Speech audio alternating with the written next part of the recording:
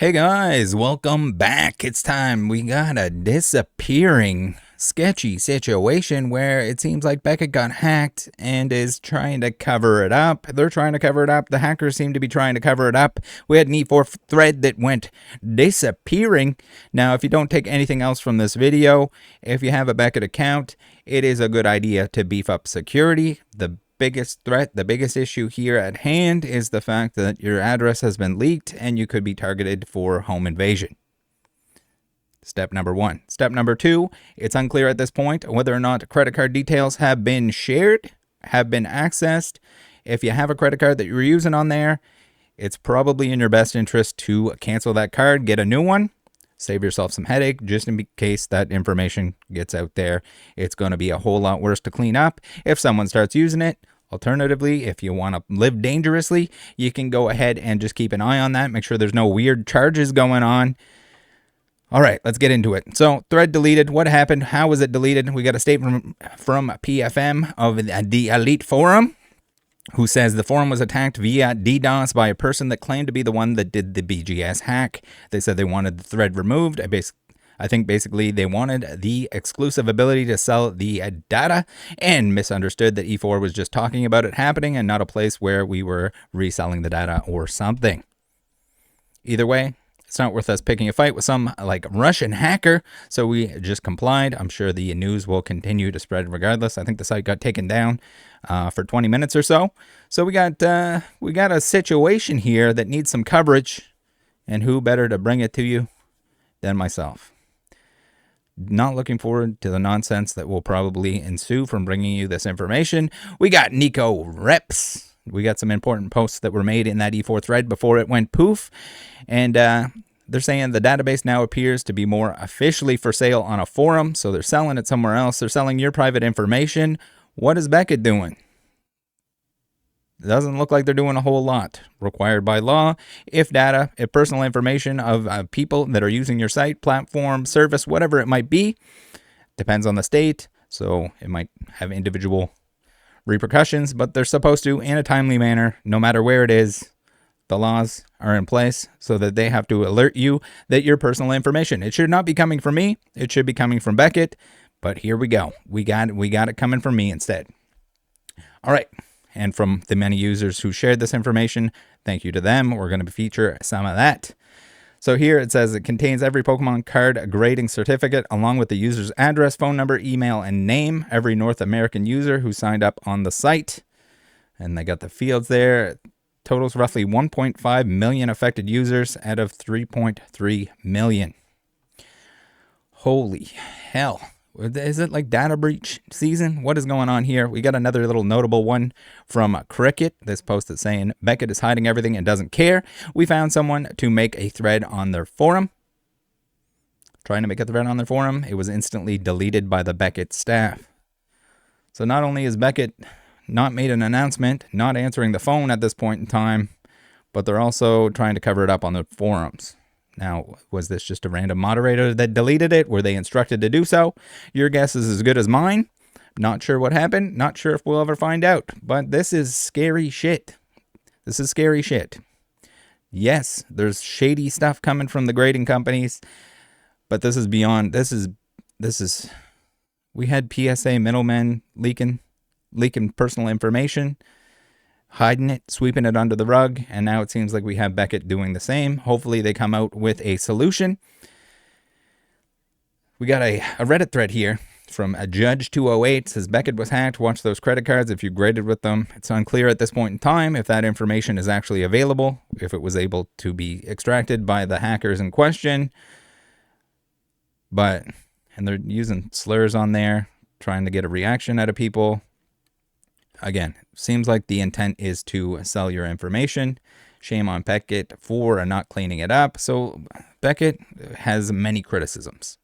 Usually customer service in terms of if something goes wrong, if your stuff goes missing or gets damaged or anything like that, it is an absolute nightmare to get it resolved. There's a lot of back and forth. There's automated emails. The running joke is the fact that there's not that many people that work at Beckett, amongst all the other controversies with certain people with the ability to go in and allegedly grade on weekends, getting more black labels than anyone could ever even possibly dream of. So if we take a look, this is just an example. Apologies to whoever owns this card. We're just going to take a look at that real quick. You would think you could just go on the Beckett website and type in like verify certificate. No, not the case. You have to go in onto the grading page, Beckett.com/grading. You got to scroll down. The website has been updated, but it's trash. So for there to be a data breach, not really a surprise. We got to go all the way down here and click verify. Then we can get into the card itself after you enter it in there. And no scans. We're in 2025 and they can't even take a picture of the card for you. This is like a huge issue. Now, there are more PSA copies that end up being counterfeited. Fake BGS copies exist. To be able to see the card, identify the card, make sure it wasn't swapped out somehow in the case, put in a fake case with the real label, any of those situations, it would be nice to be able to see the card.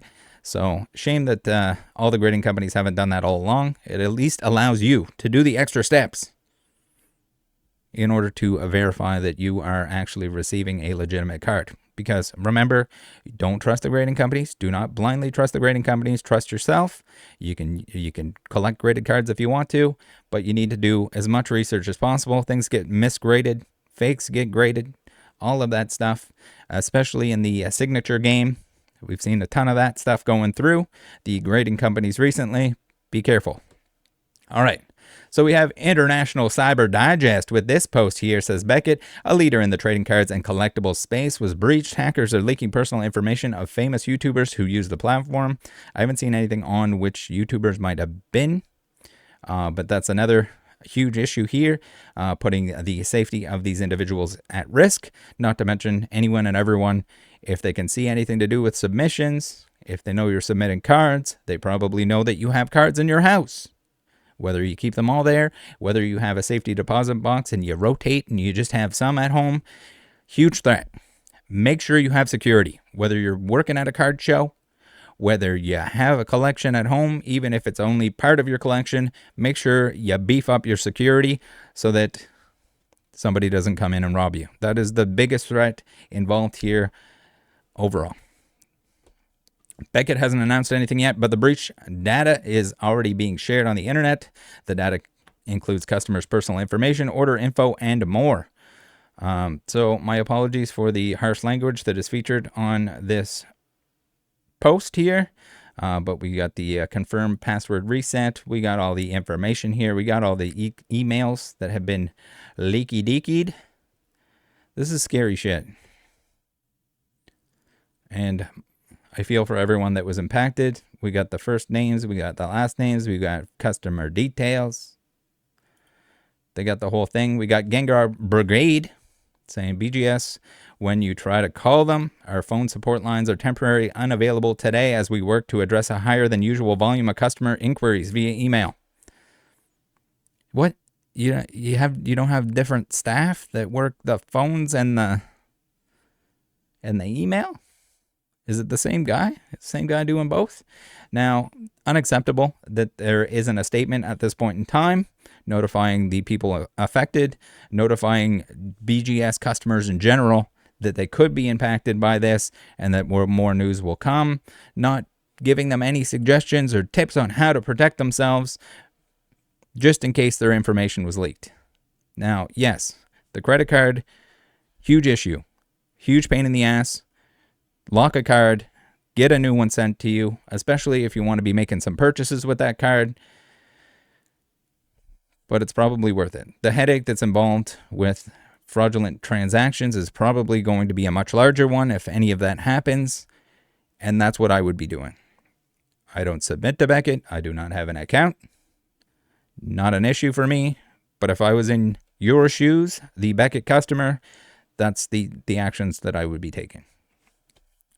Security, not an issue. Got it set up. Do not have a $1 million in Pokemon cards in your house. And if you do, you better have the highest security imaginable. All right, what do we got here? We got another post by ICD. Hopefully that doesn't stand for something else. we're just going to abbreviate. The Beckett collectibles data breach we forwarded is now live. North American users can register at Have I Been Pwned to check their data if their data was leaked. Now, everything that I've seen, this is a reputable website where you can put your email in to see if it impacted you. And they have the list of emails that were impacted, whether this was only North American customers or whether it extends into others elsewhere in the world, or if it will. If they're not doing anything to prevent this from happening elsewhere, the website is still up and active. Are they going to access the rest of it if they sell off the information that they have already? All right. If anyone was impacted directly in terms of YouTubers, and I'd appreciate a reach out. Let me know if you've been blackmailed or threatened in any way with your information. All right, here we go. So instead of looking into the data breach, instead of fixing the issues at hand, and we are going to get into an updated statement from the founder of Beckett on his, I guess, encouragement and defensive shill bidding. We'll get into that after the sponsor roll. But before we do, we got to remind everyone that Beckett, well, they don't have time to answer the phone or make a statement on being hacked and your information being leaked. They do have time to regrade a black label that they sent to space, but it wasn't really space. The balloon doesn't go to space. So it's just a whole lot of really, really dodgy marketing campaign here. They received the card back. Someone pointed out that this is somebody else's card that owns the card. But regardless, if they're bringing it back and giving it a black label is not repeatable. Change my mind if you'd like to. Crack a black label, send it back into Beckett. Maybe don't send it back into Beckett right now. We got security concerns at hand. All right, so this is not unlike the video from yesterday. Extremely important video. I am severely disappointed that more people are not interested in what was going on here. We had Snipe exposed. Customer information. Data breach to the fullest degree. What was sort of, it's not a funny situation because the people impacted, the people's information was leaked. What is crazy, we'll call it crazy, is the fact that we have what looks like, we have some allegations here based on the information that was released that it looks like Probstein was bidding on his own stuff. So data breach exposed the bad actions there. Now, wouldn't it be crazy? Wouldn't it be crazy if the information that came from Beckett revealed that certain people were getting black labels at a astronomical rate? Sorry about my English language is not working yet. I need a coffee. Need a coffee. All right, the shill bidding stuff. We got an update on the shill bidding stuff. But before we get into that, I'm going to thank you guys for using the link tree. The best way to support the channel are the free ways. I'm not going to sell your data. I'm not going to make you do that. All right, here we go. We got PSA Pikachu. We got Securus Card Shop, Card Market, Buyee, Collector app for tracking your collection, a bunch of discount codes for the shops that you want to use. And then we have a bunch of click it before you shop for the things that you want anyway. Make sure it's all stuff that you want, whether you're buying it for yourself or someone else. Rather than send me money, I'd rather you guys purchase something and support with the free affiliate links and codes. All right, Card Market. Thank you to Card Market for sponsoring. Get on in there. Get some singles. Be careful of the singles market currently. Be careful of like the buying the dip, as the stonk doggers say. A lot of this stuff is inflated. A lot of the brand new stuff, it always is. It's always more expensive than it should be. But there's also a lot of manipulation going on in the market. Let some of that stuff cool off and focus on the stuff that hasn't spiked in price in the last year. If you want to get the items that aren't going to retrace and aren't going to make you feel bad when you spend $100 on something that goes to 50 or 20. All right, here we go. So we had this video here, another important one. We have the old BGS and Dragon Shield deceptive marketing, and Beckett founder endorses shill bidding. Holy hell, there is a lot going on recently. I'm trying to keep up. Apologies that this stuff should be more timely, but there's just so much going on, so much information, stuff getting deleted. that we got to gather it all up before we do. All right, here we go. Let's take a listen to this once again. A little reminder, you should watch this video if you haven't already. Here we go.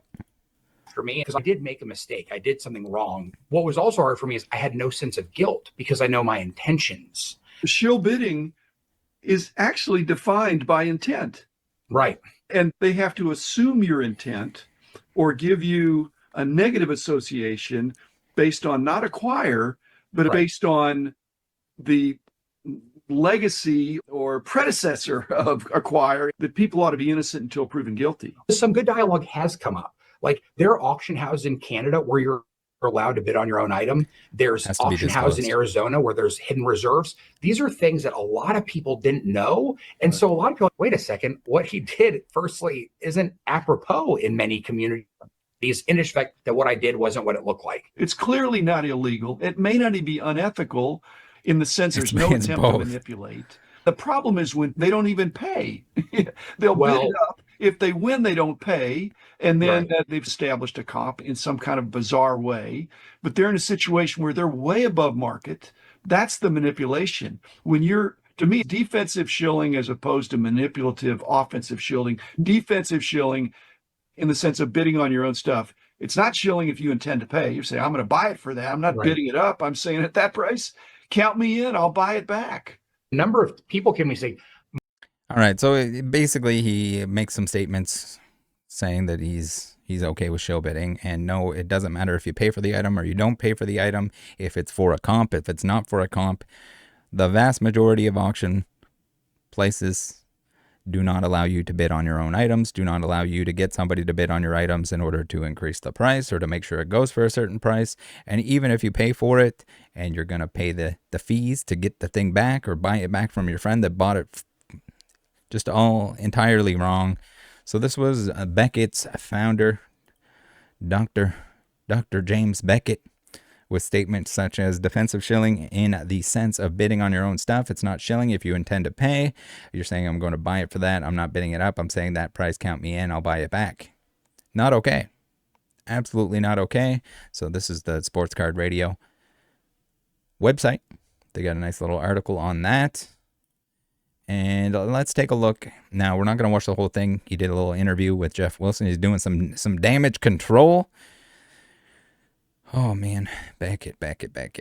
All right, here we go. So, basically, he's going to go back on what he said. He's going to claim that he didn't. He's never done it. He's been tempted to, but has never done it. But that doesn't sound anything like what happened in the interview. So, we'll watch a little snippet here. I encourage you guys to watch the entirety if you want the full context. But I thought this was just important to say that he is going back on what he was saying in that podcast. Way more feedback. The disappointment, not that, well, is it, it wasn't constructive. Backlash. As you know, you've been on the receiving end. I can deal with constructive. When you said that, why did you say that? I don't agree. It wasn't that. There were more attacks, and frankly, a lot more attacks on Patrick. And he can defend himself. I'm not here to defend him, although I felt like that's part of what the problem is, that I was defending a friend.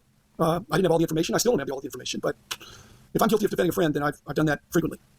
So this last Wednesday, you came out with a podcast called More Shill Enforcement, and you were, I think, very clear in this last podcast. You said shill bidding is not okay. Bidding on your own cards, whether offensive or defensive, is not okay. Getting your friends to bid on your cards to drive up prices so you get better sales outcomes, that's not okay. I think some people felt that maybe there was, the first time you did the show with Patrick, maybe there was, you were maybe making a defense for defensive shill bidding and saying, well, shill bidding in certain cases actually may be okay. But then this last episode, it seems like you said, let me clarify, very clear, very black and white, shill bidding is not okay, whether it's offensive or defensive, if you're bidding on your own items.